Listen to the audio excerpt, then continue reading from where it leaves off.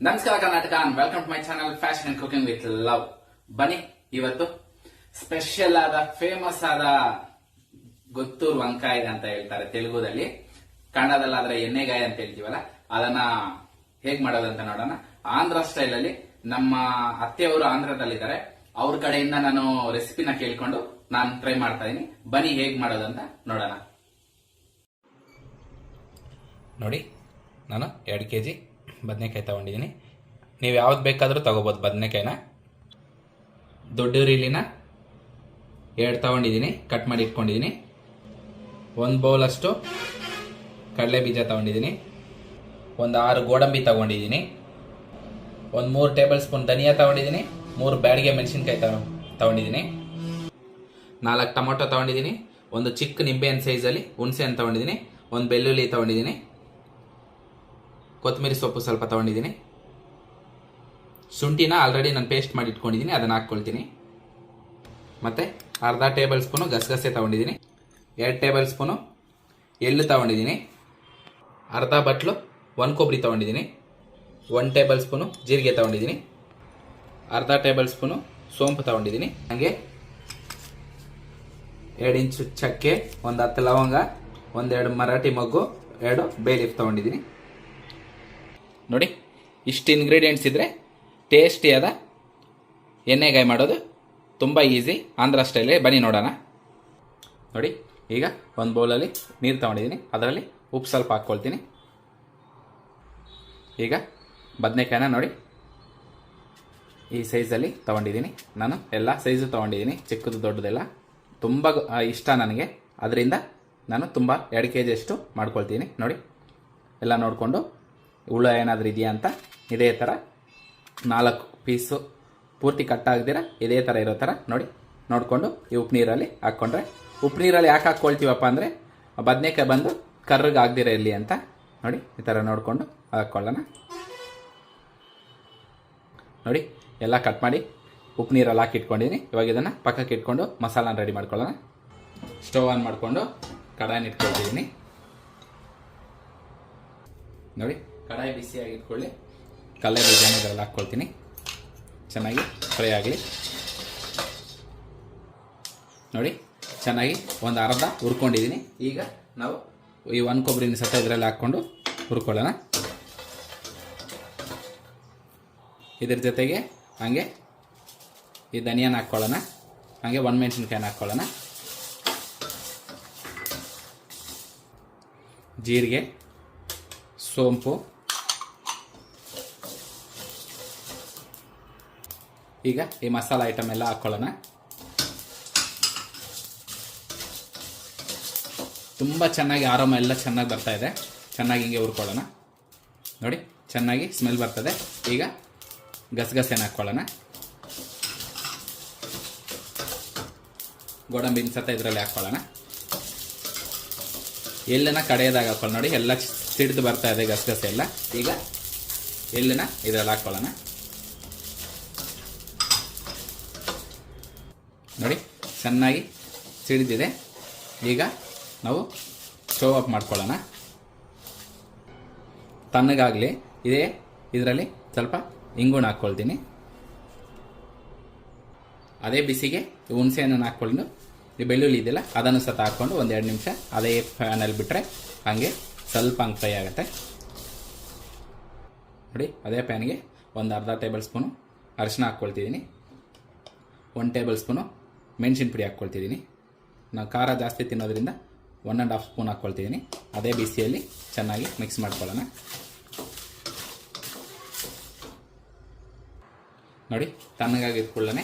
ಇವೆಲ್ಲ ಮಿಕ್ಸಿ ಜಾರ್ಗೆ ಹಾಕ್ಕೊಂಡು ಇದ್ರ ಜೊತೆ ಈರುಳ್ಳಿ, ಟೊಮೊಟೊ ಅನ್ಸತ್ತ ಇದರಲ್ಲಿ ಹಾಕ್ಕೊಂಡು ಪೇಸ್ಟ್ ಮಾಡ್ಕೊಳ್ಳೋಣ. ಹಾಗೆ ಇದರಲ್ಲಿ ಒಂಚೂರು ಉಪ್ಪು ಹಾಕ್ಕೊಳ್ಳೋಣ. ನೋಡಿ, ಇಷ್ಟು ಉಪ್ಪು ಹಾಕ್ಕೊಳ್ತಿದ್ದೀನಿ. ಇದರಲ್ಲಿ ಟೊಮೊಟೊ, ಈರುಳ್ಳಿ ಅನ್ಸತ್ತ ಹಾಕ್ಕೊಂಡು ಪೇಸ್ಟ್ ಮಾಡ್ಕೊಳ್ತೀನಿ. ಸ್ವಲ್ಪ ನೀರು ಹಾಕ್ಕೊಂಡು. ನೋಡಿ, ಮಿಕ್ಕಿದ್ದೆಲ್ಲ ಹಾಕ್ಕೊಂಡಿದ್ರೆ ಅದ್ರ ಜೊತೆಗೆ ಕೊತ್ತಂಬರಿ ಸೊಪ್ಪನ್ನ ಹಾಕ್ಕೊಂಡು ಪೇಸ್ಟ್ ಮಾಡ್ಕೊಳ್ಳೋಣ ಚೆನ್ನಾಗಿ. ನೋಡಿ, ಈಗ ಎಲ್ಲ ಪೇಸ್ಟ್ ಮಾಡಿ ತೊಗೊಂಡಿದ್ದೀನಿ, ಒಂದು ಬೌಲ್ಗೆ ಹಾಕ್ಕೊಂಡಿದ್ದೀನಿ. ಈಗ ಅರ್ಧ ಟೇಬಲ್ ಸ್ಪೂನ್ ಉಪ್ಪು ಹಾಕ್ಕೊಳ್ತೀನಿ. ಖಾರ ಕಮ್ಮಿ ಇದೆ, ಸೊ ಹಂಗಾಗಿ 1 ಟೇಬಲ್ ಸ್ಪೂನು ಹಾಕ್ಕೊಳ್ತೀನಿ. ಸೊ ಹಾಕ್ಕೊಂಡು ಚೆನ್ನಾಗಿ ಕಲಿಸ್ಕೊಳ್ಳೋಣ.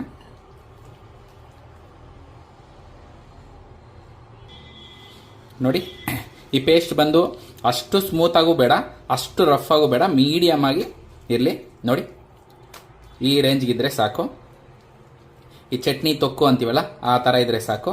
ನೋಡಿ, ಇವಾಗ ಚೆನ್ನಾಗಿ ಕಲಿಸ್ಕೊಂಡಿದ್ದೀನಿ. ಈಗ ಇದು ನೋಡಿ ಎಲ್ಲ ಚೆನ್ನಾಗಿ ಉಪ್ಪು ಖಾರ ಎಲ್ಲ ಸರಿಯಾಗಿ ಒಂದ್ಸರಿ ನೋಡ್ಕೊಂಡಿದ್ದೀನಿ. ಈಗ ಈ ಬದನೆಕಾಯಿ ತಗೊಂಡು ನೋಡಿ ಈ ಥರ ಒಳಗಡೆ ಸ್ವಲ್ಪ ಜಾಸ್ತಿನೇ ಸ್ಟಫ್ ಮಾಡ್ಕೊಳ್ರಿ. ನೋಡಿ, ಈ ಥರ ಪೂರ್ತಿ ಒಳಗಡೆ ಸ್ಟಫ್ ಮಾಡಿಕೊಂಡು ಸೈಡ್ಗೆ ಇಟ್ಕೊಳ್ಳೋಣ. ಇದೇ ರೀತಿ ಎಲ್ಲ ಬದನೆಕಾಯಿಗೂ ಹಾಕ್ಕೊಳ್ಳೋಣ.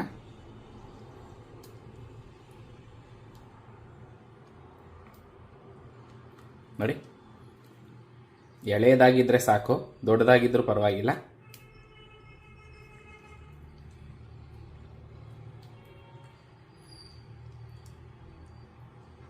ನೋಡಿ, ಈ ಥರ ಫಿಲ್ಲಿಂಗು ಚೆನ್ನಾಗಿ ಮಾಡ್ಕೋಬೇಕು.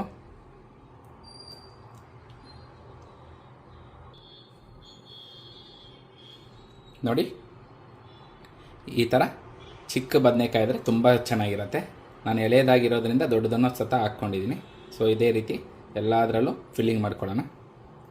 ನೋಡಿ, ಉಪ್ಪು ನೀರಲ್ಲಿ ಹಾಕಿಡೋದ್ರಿಂದ ನೋಡಿ ಕರ್ರಗಾಗೋದಿಲ್ಲ ಬದನೆಕಾಯಿ.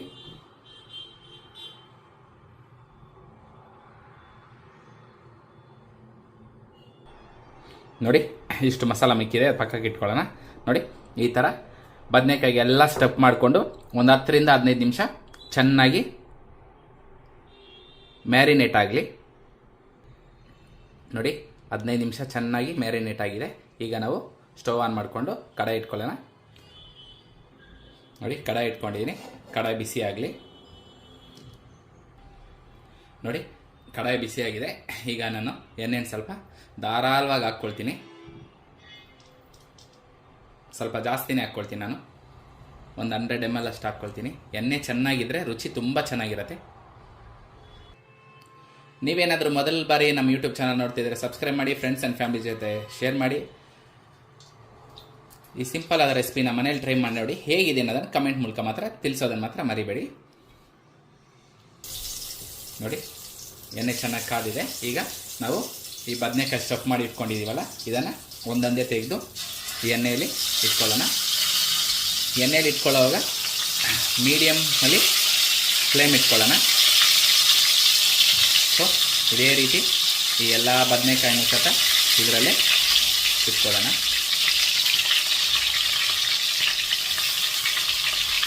ನೋಡಿ, ಎಲ್ಲ ಬದನೆಕಾಯಿನೂ ಇಟ್ಕೊಂಡಿದ್ದೀನಿ. ಒಂದು 10 ನಿಮಿಷ ಇಲ್ಲ ಒಂದು 5 ನಿಮಿಷ ಸಿಮ್ಮಲ್ಲಿ ಇಟ್ಕೊಂಡು ಫ್ರೈ ಮಾಡ್ಕೊಳ್ಳೋಣ. ನೋಡಿ, ಒಂದು 5 ನಿಮಿಷ ಫ್ರೈ ಆಗಿದೆ. ಈಗ ಇದನ್ನು ಲೈಟಾಗಿ ಹಾಗೆ ಕಲಿಸ್ಕೊಳ್ಳೋಣ. ಸ್ಮೆಲ್ ಅಂತೂ ಸೂಪರಾಗಿ ಬರ್ತಾ ಇದೆ. ಈ ಥರ ಒಂದು ಮತ್ತೆ ಸಿಮ್ಮಲ್ಲಿ ಇಟ್ಕೊಂಡು ಒಂದು 10 ರಿಂದ 15 ನಿಮಿಷ ಚೆನ್ನಾಗಿ ಸಿಮ್ಮಲ್ಲಿ ಇಟ್ಕೊಂಡು ಮಾಡಿದ್ರೆ ತುಂಬ ಚೆನ್ನಾಗಿ ರುಚಿ ಬರುತ್ತೆ. ನಾವು ಪ್ರೀತಿಯಿಂದ ಅಡುಗೆ ಮಾಡಿದ್ರೆ ಸಿಂಪಲ್ ಆಗಿರೋ ಅಡುಗೆನೂ ಸೂಪರ್ ಆಗಿರುತ್ತೆ. ಏನಂತೀರಾ? ನಾನು ನಿಮ್ಮ ಚಿನ್ನದ ನಾಡಿನ ಚಿನ್ನದಂತ ಅಡುಗೆ ಮಾಡುವ ಮುದ್ದಾದ ನಮಸ್ಕಾರಗಳೆಲ್ಲರಿಗೂ. ನೋಡಿ, ಒಂದು 10 ನಿಮಿಷ ಬಿಟ್ಕೊಂಡಿದ್ದೀನಿ. ಮತ್ತು ಇನ್ನೊಂದು ಸರಿ ಹೀಗೆ ಕಲಿಸ್ಕೊಳ್ತೀನಿ.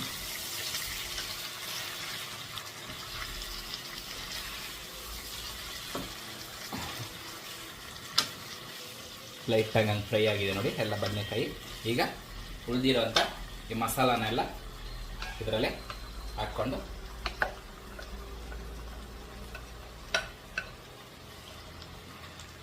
ಚೆನ್ನಾಗಿ ಈಗ ಬೇಯಿಸ್ಕೊಳ್ಳೋಣ.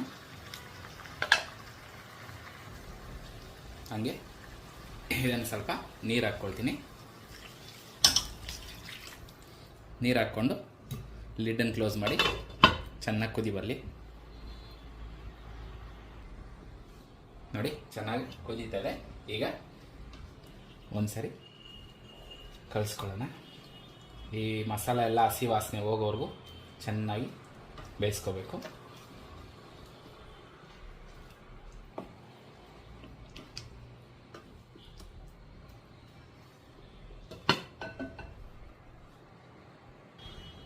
ನೋಡಿ ಚೆನ್ನಾಗಿ ಕುದೀತಾ ಇದೆ. ಈಗ ಲೀಡ್ ತೆಗೆದು ಸ್ವಲ್ಪ ಥಿಕ್ನೆಸ್, ನಮ್ಗೆ ಯಾವ ಥಿಕ್ನೆಸ್ ಬೇಕೋ ಆ ಥಿಕ್ನೆಸ್ ಬರೋವರೆಗೂ ಚೆನ್ನಾಗಿ ಕುದಿಸೋಣ. ಇನ್ನು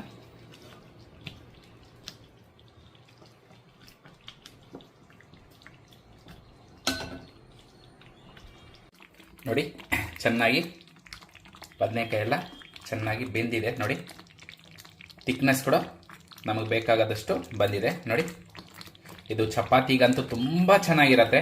ಅನ್ನ ಜೊತೆ, ಮುದ್ದೆ ಜೊತೆ, ಪೂರಿ ಜೊತೆ ಏನು ಬೇಕಾದರೂ ಮಾಡ್ಬೋದು. ಬದನೆಕಾಯಿ ತಿಂದಿರೋ ಮಕ್ಕಳಿಗೆ ಈ ಥರ ಮಾಡಿಕೊಟ್ರಂತೂ ತುಂಬ ಚೆನ್ನಾಗಿ ಇಷ್ಟಪಟ್ಟು ತಿಂತಾರೆ. ಈಗ ಇದ್ರ ಮೇಲೆ ಕೊತ್ತಂಬರಿ ಸೊಪ್ಪನ್ನ ಸ್ವಲ್ಪ ಹಾಕ್ಕೊಳ್ಳೋಣ. ನೋಡಿ ಕಲರ್ಫುಲ್ ಆದ ಎಣ್ಣೆಗಾಯಿ ರೆಡಿ. ಬನ್ನಿ ಈಗ ಇದನ್ನು ರುಚಿ ನೋಡೋಣ. ಬನ್ನಿ ಈಗ ಕಿಚಡಿ ಜೊತೆ ಸರ್ವ್ ಮಾಡೋಣ. ನಾನು ಕಿಚಡಿ ಮಾಡ್ಕೊಂಡಿದ್ದೀನಿ.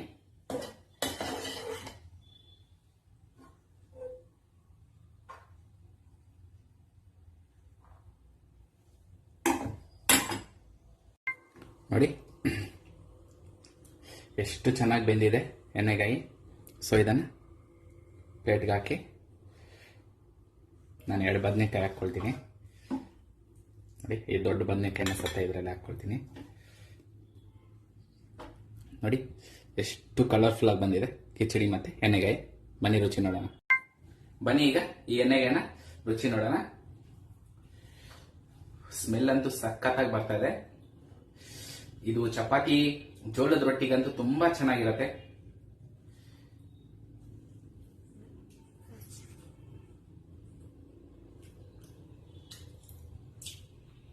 ಅಬ್ಬಬ್ಬಬ್ಬ, ಬಾಯಲ್ಲಿ ಇಟ್ಟಿದ ತಕ್ಷಣ ಕರ್ಗೋಗ್ತಿದೆ ಬದನೆಕಾಯಿ ಅಂತೂ. ತುಂಬಾ ಚೆನ್ನಾಗಿ ಬಂದಿದೆ. ನೀವು ಕೂಡ ಮನೇಲಿ ಟ್ರೈ ಮಾಡಿ ನೋಡಿ ಹೇಗೆ ಬಂದಿದೆ ಅಂತ ಕಮೆಂಟ್ ಮೂಲಕ ತಿಳಿಸೋದು ಮಾತ್ರ ಮರಿಬೇಡಿ. Thanks for watching.